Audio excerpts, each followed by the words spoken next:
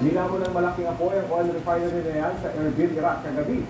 Nabalot din ng makapal na usok ang pasilidad. Sa ulat ng local media, may indikasyon ng simula ang apoy. Oh my gosh. Inaha ang car at runways na paliparan dahil sa masamang panahon. Inasok din ng tubig ang loob ng airport. Kaya inilipat ang ilang biyahe sa ibang paliparan. Nagka-flash flood din sa South Florida sa America.